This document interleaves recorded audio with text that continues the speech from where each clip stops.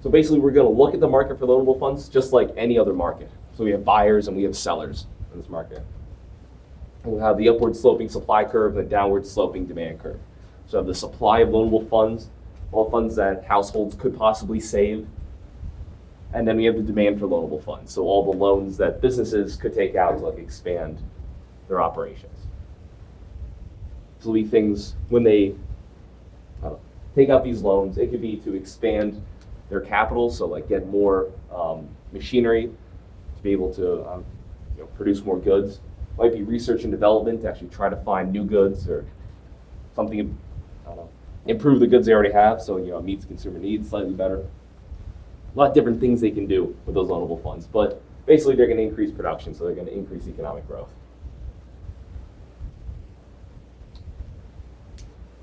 So we can analyze changes in the market for loanable funds just like we can for any other market. So let's say there's some sort of technological change that occurs. There's some kind of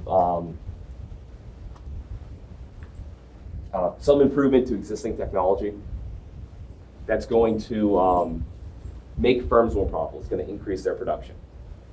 Because there's this expectation of increased future profits, firms going to be better off because it increases production, producing at a lower cost, producing more at the same cost, and be more willing to borrow funds. So we're going to shift the demand curve to the left, or excuse me, shift it to the right. We're going to have an increase in demand. What we see, right here, remember, what used to be the price is still basically the price. It's the real interest rate. So that's like the price of lending, the price of borrowing. And you have the loanable funds, so the quantity. What we end up with when you shift the demand curve to the right is you increase the price, or you increase the real interest rate, and you're going to increase the quantity demanded of loanable funds.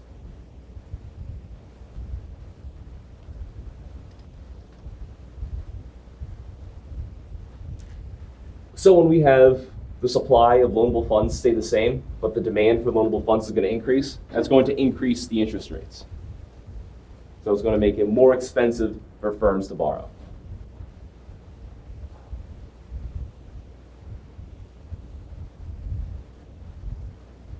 So that's basically what this graph shows.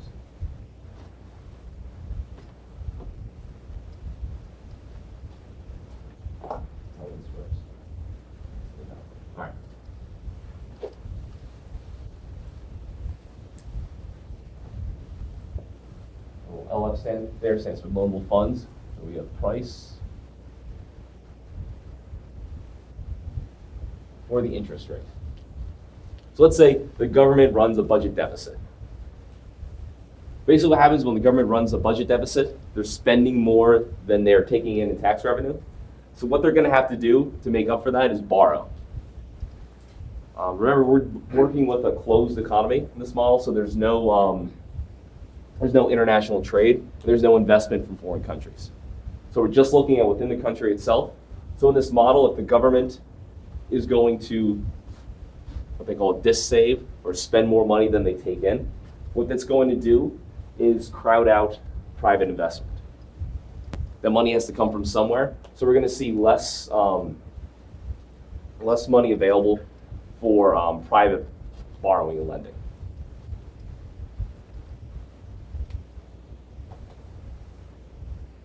We have the supply of loanable funds, demand for loanable funds, our equilibrium condition right here.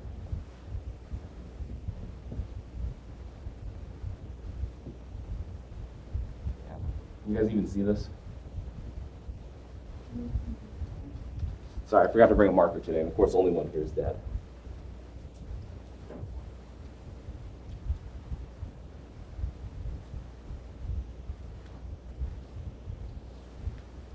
So what was I saying? So I'm getting super distracted today. Decreases the supply of loanable funds available to firms. We're going to shift the supply curve here to the left. And what we get in this instance, you cannot see this at all.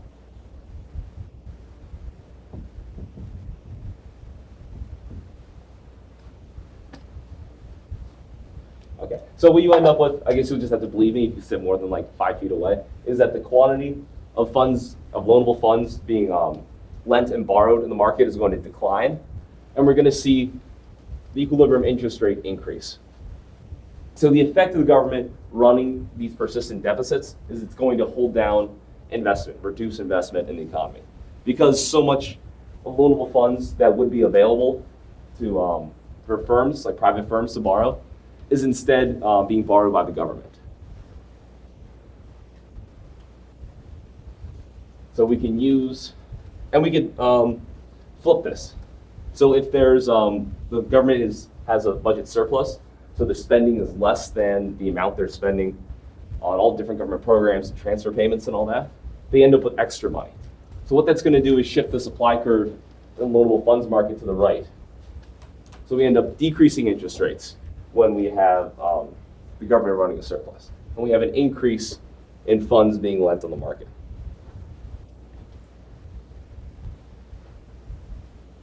Budget surpluses are rare. The government hasn't run a budget surplus since the tail end of Bill Clinton's presidency. Before that, for decades, and ever since then, we've been running persistent deficits.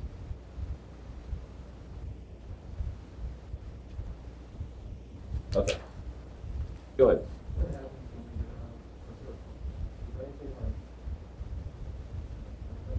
Normally just pay down debt, so it'll decrease the national debt.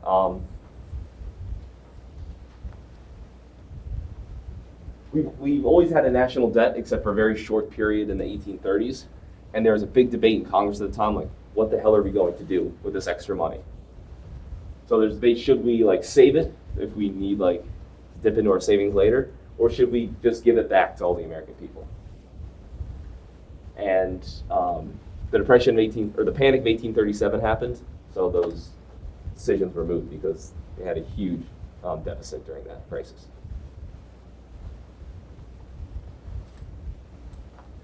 So in theory, these budget deficits are going to substantially crowd out private investment. But in the real world, we're not working in a closed economy. There's a lot of international trade going on, and there's investment that occurs from overseas. So in practice, the effect of budget deficits and budget surpluses by the federal government on the interest rate and on the loanable funds market in general is relatively small. So according to one study that was done, and I didn't read this, so I don't know how good it is, but I'm assuming if it's in the textbook, it's pretty good. If the federal government increases borrowing by 1% of GDP, so a pretty substantial amount, it's only going to increase the real interest rate by 0.003 percentage points. So this is a very small percentage on interest rates. And the reason it's going to be so small is that global markets have a huge effect on interest rates in the United States. There's a lot of foreign investment in the United States because there's high returns here and it's relatively safe. Not quite as risky as investing in, say, Ukraine. So even a few $100 billion is a relatively minor amount. Another thing to note is that when we run a trade deficit, so when we import more goods than we export, the money just doesn't like disappear from our country. What other countries end up doing is investing in the United States, whether it's investing in businesses or investing in treasuries. So dollars end up flowing back to the United States to make it even. So when we run a trade deficit or have a trade deficit with other nations, they end up investing in the United States equal to what that trade deficit is. So another reason why this crowding out effect, which in theory should have like a fairly large impact, doesn't really have one in the real world.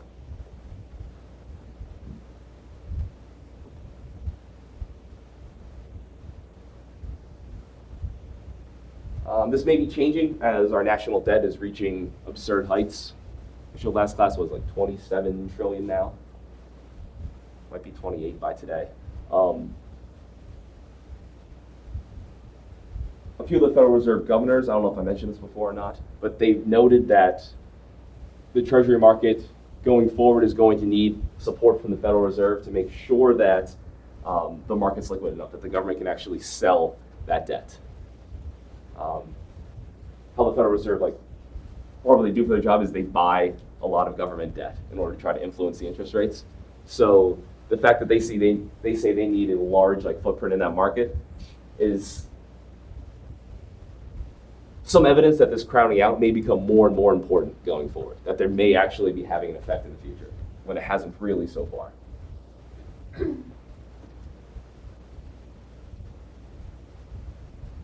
This slide and the next slide gives you a summary of the effect of different things on the market for loanable funds. So something I didn't talk about, let's say households want to consume more today. I don't know, maybe products become better, maybe their incomes go up, whatever. If they want to consume more goods today and they want to save less, what we're going to see is the supply of loanable funds shift to the left. Moving from here to here as consumers shift from saving towards greater consumption. So what's going to happen is the real interest rate is going to increase and the investments are going to decrease, the quantity of loanable funds market. So basically the same thing is happening right here. Another example is of tax benefits, so things like 401ks. Tax benefits for savings. So your things like 401ks or I don't know, if the state-run pension funds, say they begin offering greater pensions, I don't know, for state employees. Things are going to naturally increase retirement savings. Or if taxes become more beneficial, they make it easier to do that, so people will be more likely to save. And what we'll see is loanable funds shift to the right. When the supply shifts to the right, again, we get that lower interest rate, and we get an increase in loanable funds available. If we shift from S1 to S2, see the interest rate drop from there to there, and then the loanable funds increase. So basically, this is just like any other market. We're just looking at interest rate instead of price, but interest rate can be thought of as the exact same thing as price, the price of borrowing and the price of lending. Okay. You guys have any questions about the market for loanable funds? All right. So let's move on to the business cycle. So living standards have had a dramatic increase since 1900. I showed earlier in the chapter it's been about 8 times in the United States. It's increased by. But it doesn't go up every single year. And it's not just a steady increase, of 8 times. It's there's ups and there's downs. Sometimes it could fall for several years in a row, like we saw in the 1930s during the Great Depression. We saw real GDP fall year after year after year. In the financial crisis, we saw real GDP fall for an entire year.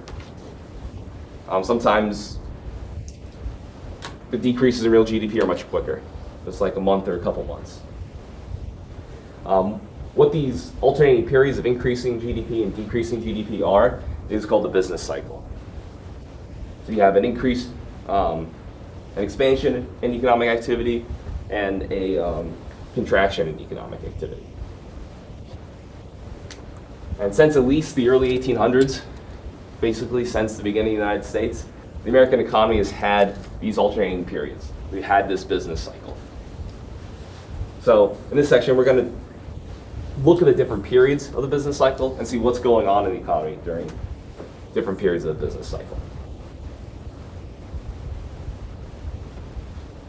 All right, so this figure right here is an idealized version. It's a very simple model of the business cycle. So you have the path for GDP where you have an increase for a while, then it peaks, you have a decrease for a while, reaches a minimum point or a trough, and then it increases again. And we're measuring real GDP here. When we're looking at economic activity, we're looking at output. We're using real GDP. So in the expansion phase, what you're going to see is production is going to be increasing. So all the value of the goods and services being produced by firms and being sold in the market are going to increase. You're going to see employment increase. If businesses are doing well, they're going to be hiring more workers. And what else are we going to see? and income is going to be increasing as well. Again, because we have more workers that are being hired. Maybe workers are going to be paid more. They're going to be getting raises because companies are doing so well. We're also going to get inflation during the expansion phase. But that's like a side effect of the economy doing well.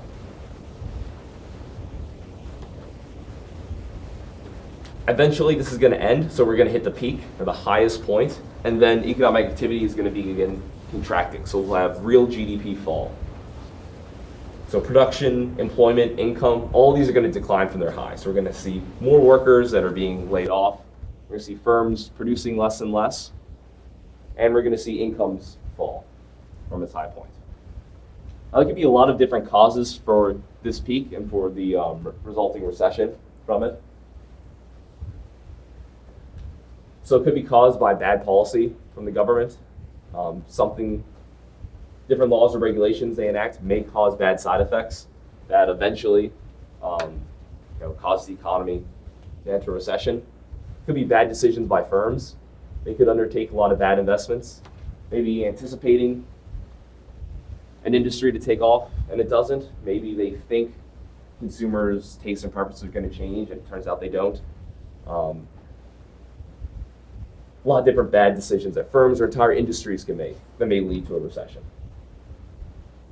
It could be caused by the stock market or asset values in general declining when they weren't expected to. And by assets, I include like housing in that as well. That's what we saw in the financial crisis.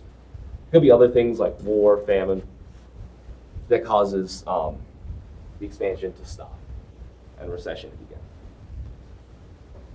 Now, this is just a simplified model to show the business cycle. This is a more accurate representation of what the business cycle actually looks like in the US. So this shows real GDP from 2006 to 2015. So you see an expansion, and this dates back to like 2000, 2001. You see an expansion, a peak, and then a trough for a while we're in the recession. And then after that, we see another expansion. We typically refer to like this section, the recovery, until we reach a previous peak. But that's not part of the official anatomy of the business cycle. That's just like a description that people use.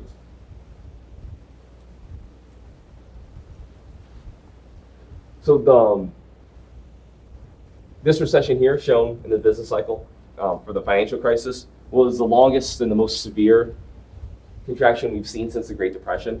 If you look at like the 2001, which you'll see on a later slide, much, much smaller compared to this one.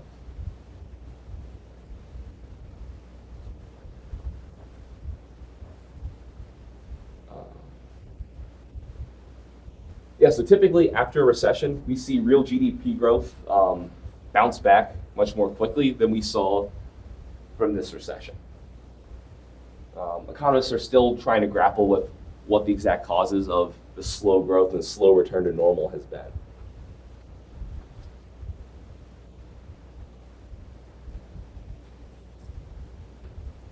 All right, so how do we know when the economy is entering a recession? You could say there's no official definition from the US government. The US government actually isn't involved at all at deciding when we're entering a recession or deciding what a recession is. Typically, the media says it's a recession with 2 quarters consecutively declining real GDP, but that's not the exact definition that economists use. You could say that recessions are like pornography, that you know it when you see it. But there is, and that's typically how we refer to things as recessions, like if you hear it talked about in the media.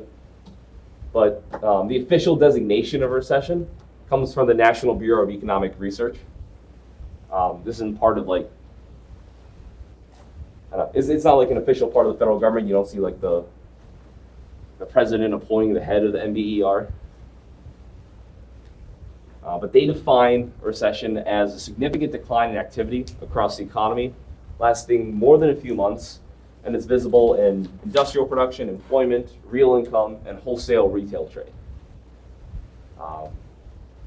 Fairly flexible definition. There's reading that, you see there's no hard and fast rules that it must last for this long, it must be this deep. We must be looking at just this one thing. It's basically saying, looking at the broad economy and saying everything is doing poorly for a decent amount of time. And looking at this history of recessions in the United States since World War II, we see a lot of different time periods for recessions. So some were as short as 6 months, like in 1980, and some were, like the financial crisis, lasted 18 months. So a lot of them were like just under a year, but we have three of them, they're like a year and a half, or close to a year and a half.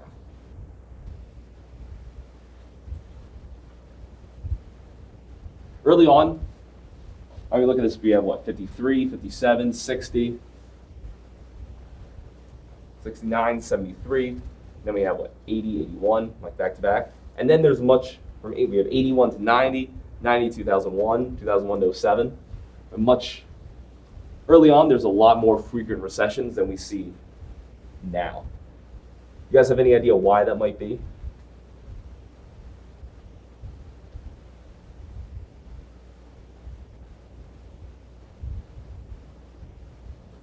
I mean, there's no right answer to this. Economists don't know yet. There's a bunch of guesses, though.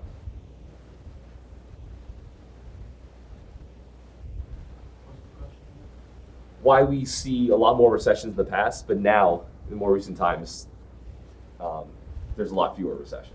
There's a lot more time in between recessions.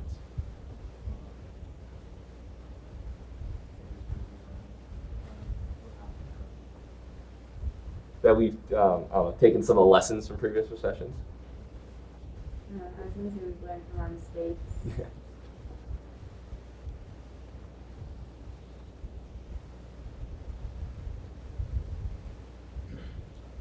That's definitely one possibility. So one of the changes I had written down was better fiscal policy and better government response to help prevent recessions.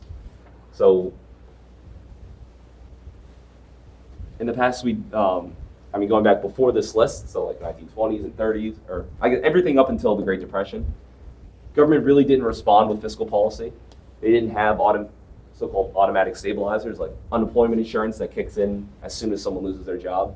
So you don't need like Congress to pass a bill to do it.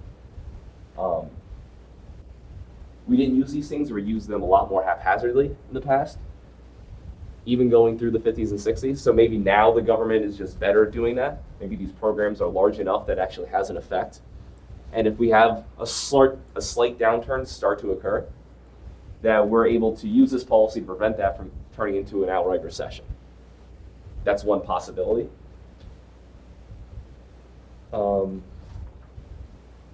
Another is maybe the Federal Reserve, whose job it is to try to prevent the recessions and smooth out the business cycle. Maybe they're doing a better job. Although seeing their performance in the financial crisis doesn't lend a lot of confidence to that suggestion. It could be that now we're shifting to a service economy. That with manufacturing or agriculture, there's a lot more risks. Maybe they're a lot more prone to recession than you see with a more service-based economy.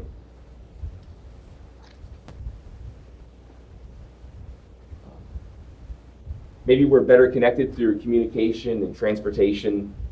Just the world is more connected. So it's almost as if the world is one large market instead of broken up into smaller regions, because travel's difficult to communicate from one country to another.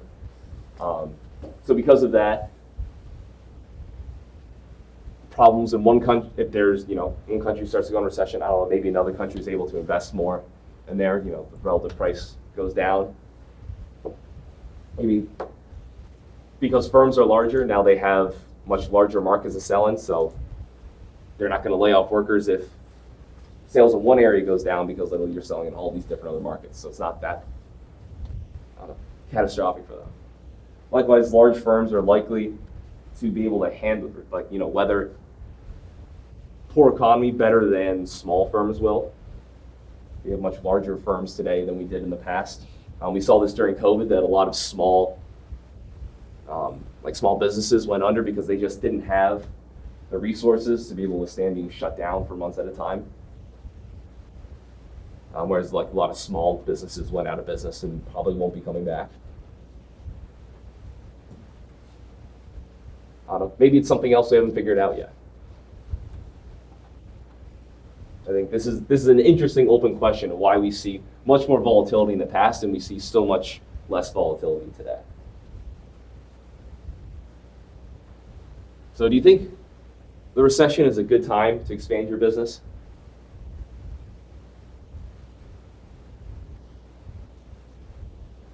So typically, say, after 2008, 2009 recession, we haven't had great growth coming out of it. But typically, there's strong economic growth that catches back up to the previous trend for real GDP growth. So if you can time it right coming out of a recession, that could be a great time for a business to expand. So you end up with low interest rates, and you end up with competitors going out of business. So is it a recession until you hit back to where you were before? It's considered a recession until you hit that the trough, so like the lowest point, and then once it starts increasing after that, you're technically out of the recession. Okay.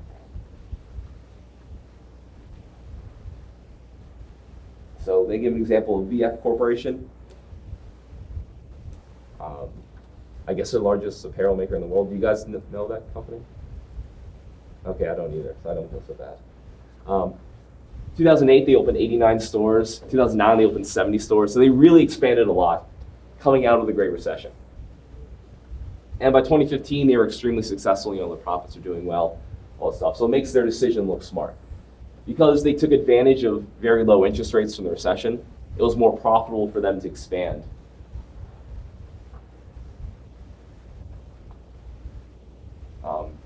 And because you typically have strong economic growth coming out of these recessions, it can make sense to expand during the recession, as long as your firm isn't doing too poorly from the recession.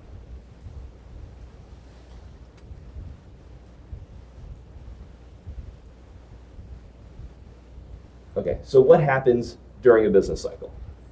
Well, basically, we see this expansion period. As the expansion period ends, interest rates are going to start to rise. What we're also going to see is the wages of workers increasing faster than prices. This is because the unemployment rate gets pushed super low during an expansion. So if firms want to expand, they want to hire more people, they can't just go and find an unemployed person. They have to find someone who's working for another company. So if you want to entice someone to leave where they're working and come work for you, odds are you have to pay them a little bit more than they're being paid already. Something good to make them want to come join you. So what we see is wages tend to rise, especially when we see very low unemployment rates. At this point, when the unemployment or the price of wages is increasing faster than the prices of goods are being sold at, firms' profits start to fall and become less profitable. And usually both firms and households have higher levels of debt because the interest rates were lower initially in the period, so they're borrowing more and more. Then as the expansion goes on, interest rates are increasing.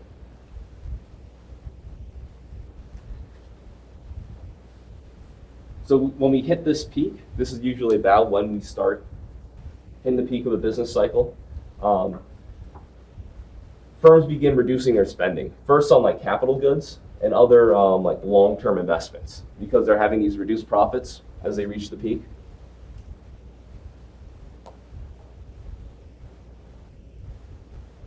So once they stop, and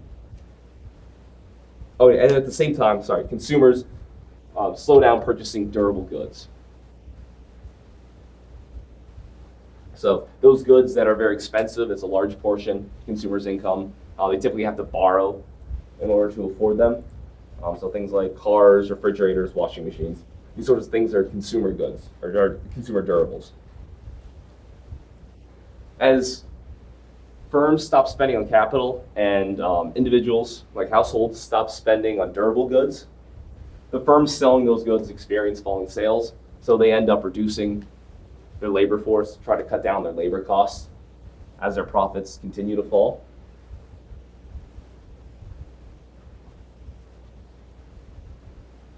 We're also going to see the firms that sell those goods, that sell either durable goods to consumers or sell capital goods to firms, they're also going to experience falling sales. So they're going to cut back production. They're going to start to lay off some of their workers to reduce their labor costs.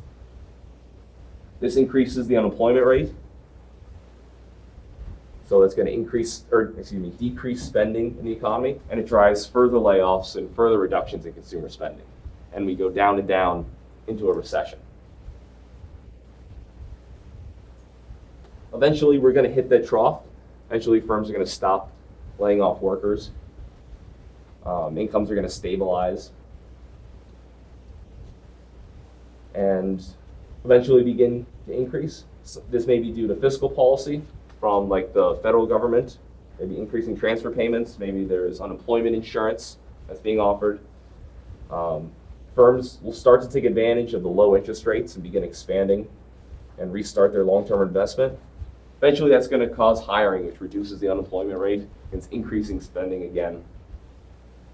That drives further job gains and spending on capital projects when we get back into the expansion period.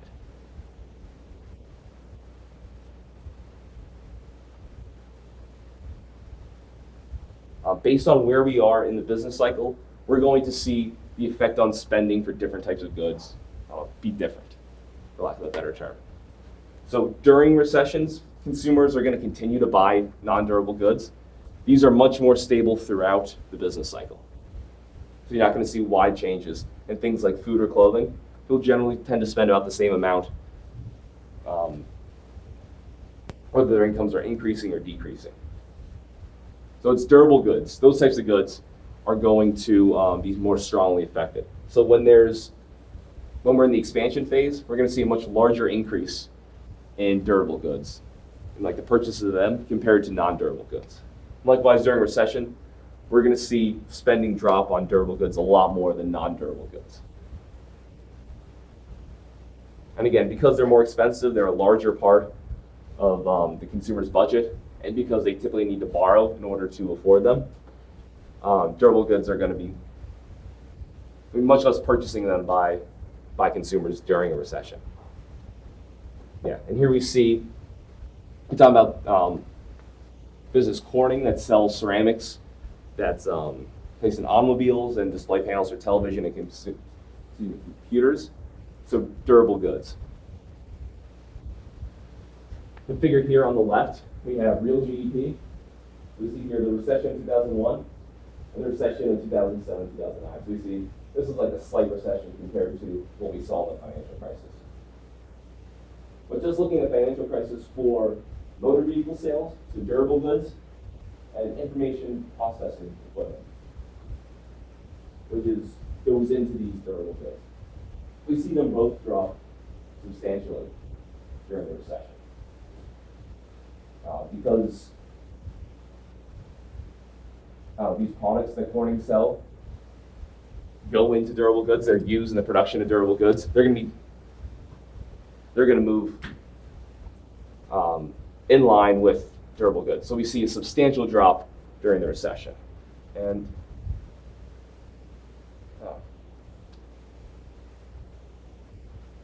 that's disappointing. Well, it's in the textbook, but they don't include it here. They also had a graph like this that showed motor vehicles and gasoline. And gasoline was pretty much smooth the whole time. But automobiles, we saw a big increase, and a big decrease during the recession, and a big increase afterwards, which I was hoping they were going to include in the slides.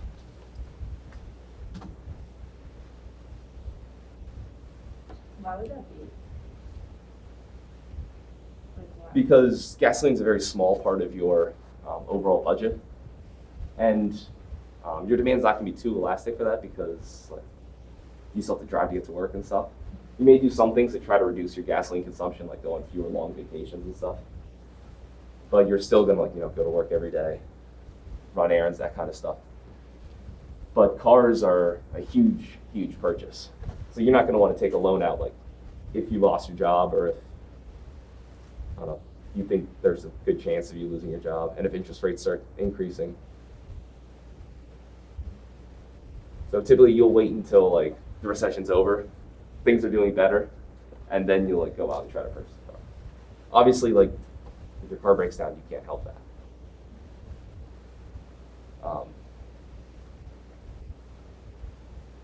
But yeah, because it's such a large part of your budget, you'll just be willing to wait a little bit longer.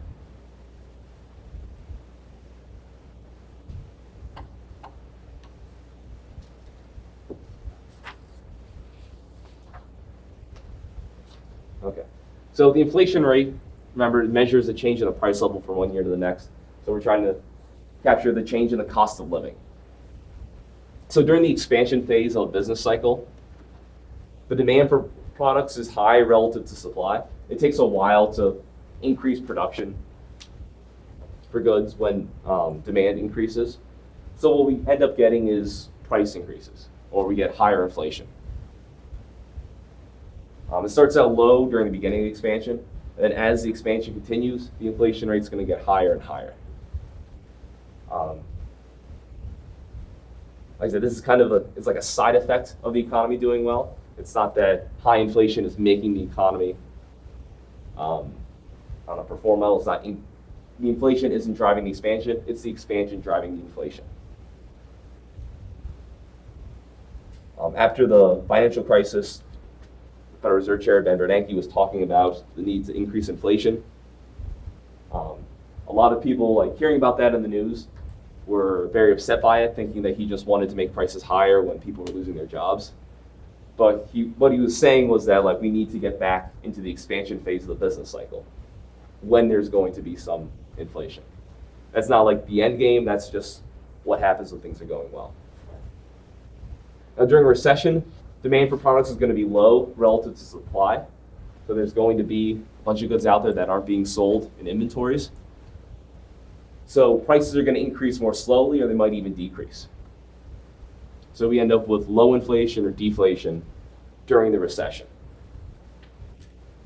So here's a graph of inflation over the previous couple of decades. What we see is inflation tends to be at its peak right before and right at the beginning of recessions. And over time, it generally increases during the expansion phase. There's obviously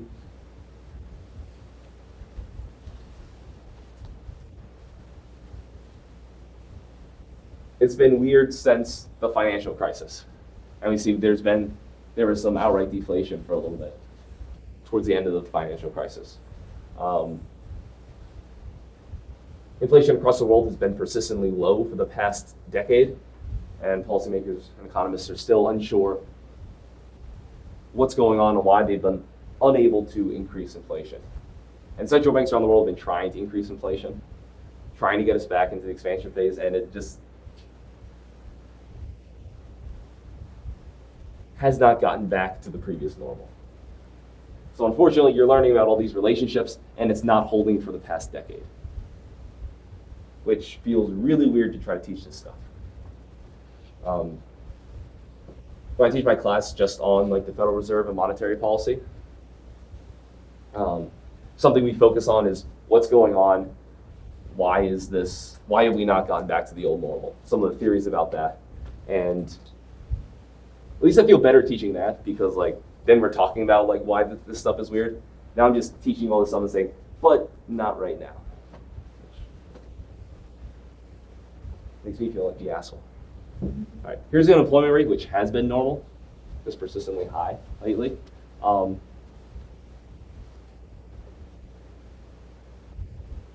at the beginning of the recession, firms see their sales start to fall, their profits start to fall.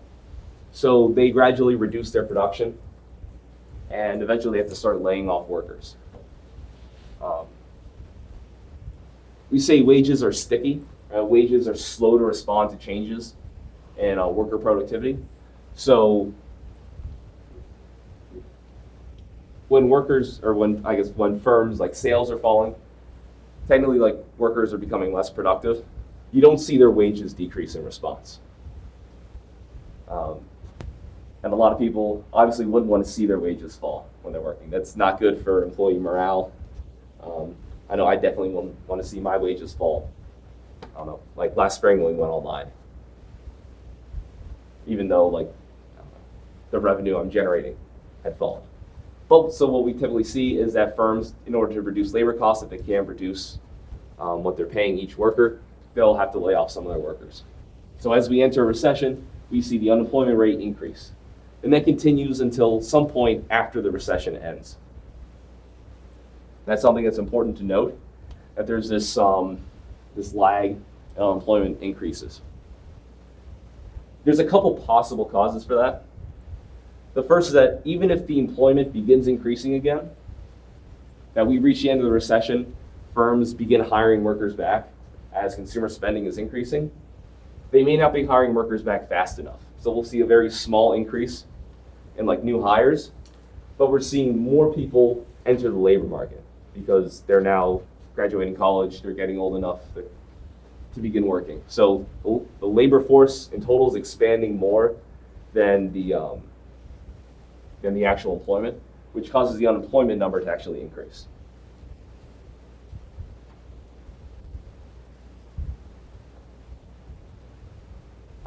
Another possibility is even though spending is, like consumer spending is increasing, firms still operate below capacity for a while.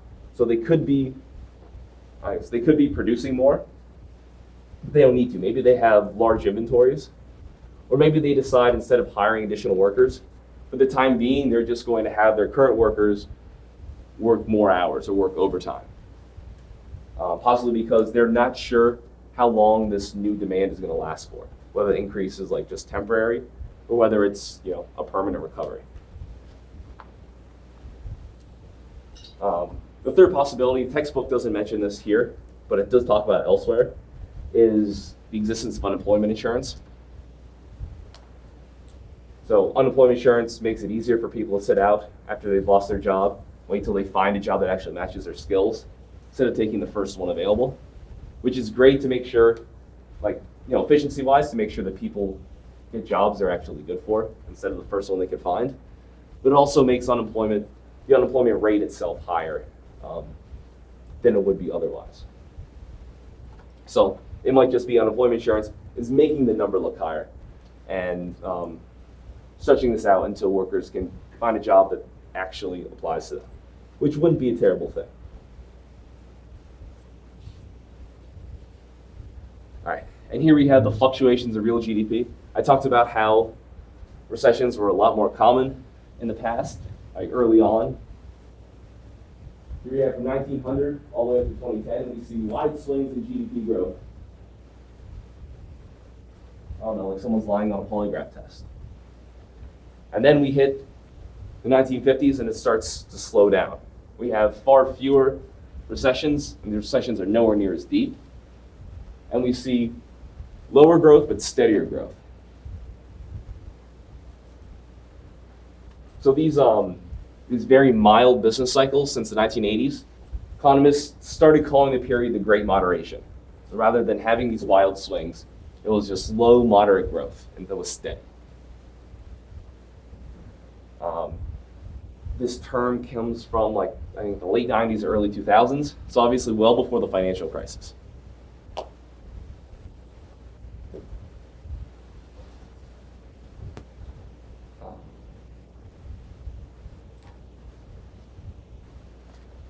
So the length of the financial crisis and the severity of the recession, something we hadn't seen really since the Great Depression, has made some economists, and some policymakers wonder if we're going to get back to this Great Moderation, or whether that's just something that happened for a couple decades and now we're back to the old, more wild swings.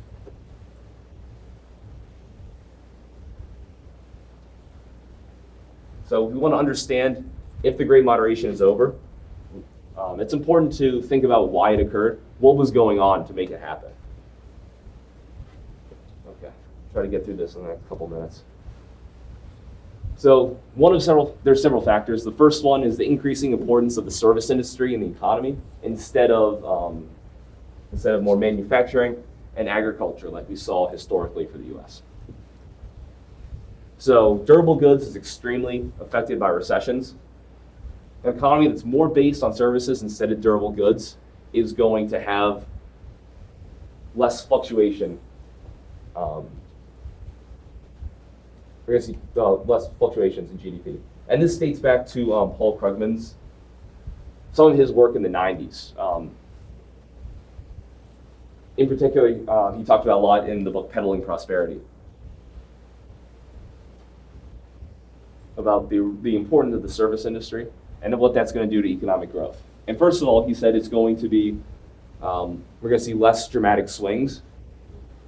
So we're going to see this occur as we move into a service-based economy for manufacturing. He said we're also going to see slower GDP growth because it's much more difficult to experience productivity gains in service-based industries than in manufacturing.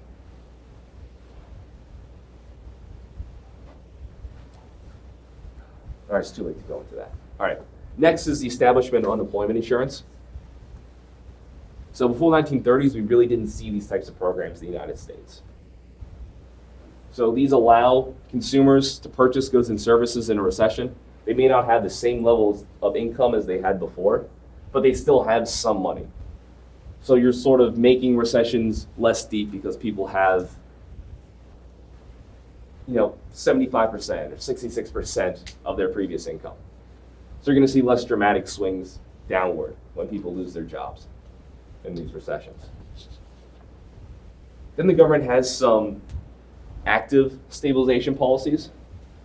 This is a debate among economists whether they actually work or not.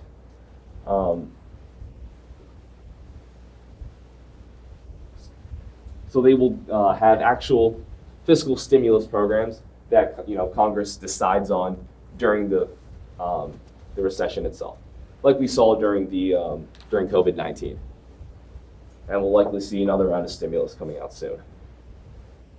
Some believe this has a really good effect on the economy, that they're able to target the sectors that are doing poorly, able to support spending in those, get through quickly. Others think it tends to be a waste of money, and the money gets put not where it's needed, but where either helps politicians get reelected, or politicians just can be wrong because they're normal people. And it's very difficult in real time to tell what's wrong and what's needed. And finally is increased stability of the financial system. The banking system before the 1930s was terrible, and even going through the 20th century, it was very prone to bank failures. U.S. had very particular laws regarding banks. In the past, for a very long time, banks could not open a second branch. So you could literally only have one branch of a bank because they didn't want banks to get too big. The problem is you have a small bank in Loretto that all the St. Francis students and employees go to. Say the school shuts down, that bank is going to fail because they're not diversified at all. So we saw this in farming communities or banks that had most of their depositors and lenders be people that work for a nearby factory. Very sensitive to changing conditions in these very small areas. Because of that, we saw a ton of bank failures in the Great Depression. And as we repealed those laws and banks merged and became bigger and bigger, financial system became more resilient. There's some estimates that if the United States had 6 to 8 large banks throughout the 20th century instead of the multitude of banks, small banks we had. So basically, if we had a banking system like Canada, we'd have avoided several recessions. The Great Depression would have been less severe. All right.